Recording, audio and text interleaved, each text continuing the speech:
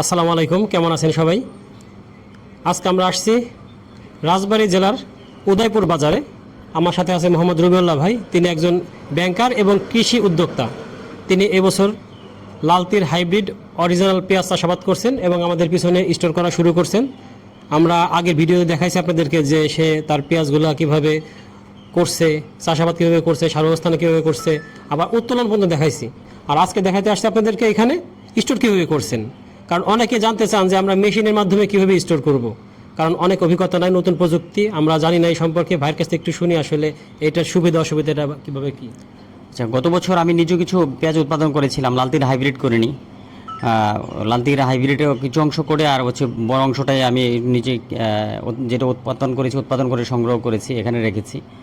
তো রেজাল্ট ভালোই পেয়েছি। আর আমার কাছে মনে হয়েছে ওনিয়ন ব্লোয়ার মেশিনের যে একটা চূড়ান্ত পর্যায়, চূড়ান্ত রূপ এই বছরে মনে এটা লাভ করেছে। এই বছর বড় আকারে অনেকেই রাখছে। তো আমি গত বছর থেকে রাখা শুরু করেছি, রেজাল্টটা খুব ভালো পেয়েছি। আর সেই জন্যই কোনো ঝুঁকি না নিয়েই লালতির হাইব্রিডের যে কৌটার পেঁয়াজটা সেটা আমরা এখানে রাখবো, এবং আমাদের আরেকটা গোডাউন আছে ওইখানে রাখবো। দুই জায়গায় মিলিয়ে রাখবো, যেন মান ভালো থাকে, পেঁয়াজটা যেন পরিপুষ্ট থাকে এটার মধ্যে, যেন এবং সুস্থ থাকে, পচন না লেগে যায়, এবং দুভাবে লাভবান। এখান থেকে একটা পরিপক্ক একটা মাদার একটা জাত হবে পরবর্তীতে। আবার আছে আমরা যারা রাখবো আমরাও লাভবান হব। তো সেই গত বছরের ধারাবাহিকতা এই বছরও রাখছি। তো আশা করি ভালো ফলাফল পাবো। আচ্ছা, তার মানে এখানে আপনাদের গত বছর এই স্টোরে আপনি সংরক্ষণ করছিলেন, তাতে আপনার কি কোনো পচে গেছে বা কি একটু অভিজ্ঞতাটা শেয়ার করেন? এখানে আসলে কি ব্যাপারটা হচ্ছে, আমরা যেরকম চাঙ্গে রাখলে অন্যান্য জায়গায় রাখলে যেন পেঁয়াজ পচে যায়, যেটা আসলে দুইভাবে পেঁয়াজ পচে। একটা হচ্ছে ফাঙ্গাসের কারণে, একটা হচ্ছে ব্যাকটেরিয়াল। একটা যে ব্যাকটেরিয়াল সাইড, ব্যাকটেরিয়ার কারণে পচে, আর হচ্ছে যে না ছত্রাকের কারণে পচে। তো পেঁয়াজ মূলত আসলে ছত্রাকের জন্যই পচে। তো সেটা হচ্ছে একটা সময় যেটা যখন লিকুইডিটির মধ্যে বেড়ে যায় তখন এটা এই জন্য পচে। আর আমার যেটা হয়েছে, পেঁয়াজটা পচন বলা যাবে না, এখানে এয়ারফ্লো মেশিনে পেঁয়াজটা শুকিয়ে যায়, একটু পচে ড্রাই হয়ে যায়। যেই পেঁয়াজটাই পচলো শুধু সেটাই, আশেপাশের পেঁয়াজ আর পচন লাগে না, ক্ষতিগ্রস্ত হয় না। এটার একটা সুবিধা। আমরা মাচাঙে অথবা চাঙ্গে যেখানে রাখি না কেন, যে পেঁয়াজটা পচে এটার সাথে ফাঙ্গাস অন্য একটা পেঁয়াজে এটা আঘাত করার পর ওই পাশে আশেপাশের পেঁয়াজও এটা আঘাত করার কারণে ওগুলোও পচে। কিন্তু মেশিন রাখার সুবিধা হচ্ছে, যে পেঁয়াজটায় আক্রান্ত হয়েছে অথবা পচে, যেটাই পচে শুধু এটাই পচে, এর আশেপাশে পচে না।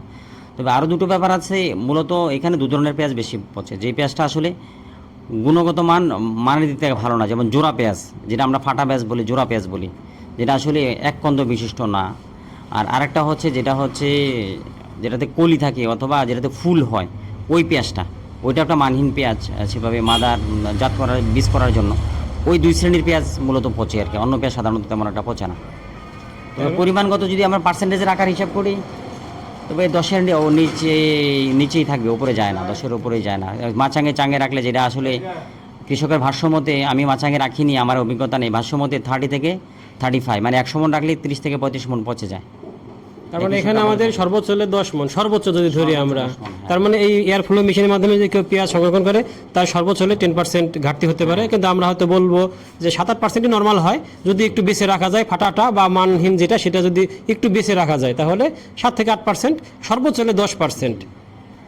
এর বাইরেও কিছু আছে, যেমন আমরা আসলে পেঁয়াজে ব্যবহার করার ক্ষেত্রে অনেকেই এখন হরমোন ব্যবহার করে, যেমন কেউ জিব্রিলিক ব্যবহার করে। আবার কৃষকরা দেখা গেছে জিব্রিলিক অ্যাসিড যখন ব্যবহার করে, এটা আসলে একটা ভেজিটেটিভ স্টেজে, গাছের যে গ্রোথ স্টেজে ব্যবহার করে। কিন্তু কৃষকরা দেখা গেছে গ্রোথ স্টেজের পরেও যখন আছে ফ্রুটিং স্টেজ, যখন আসলে কন্দ হওয়া শুরু হয়, তো এরপরে গিয়ে জিব্রিলিক অ্যাসিড ব্যবহার করে।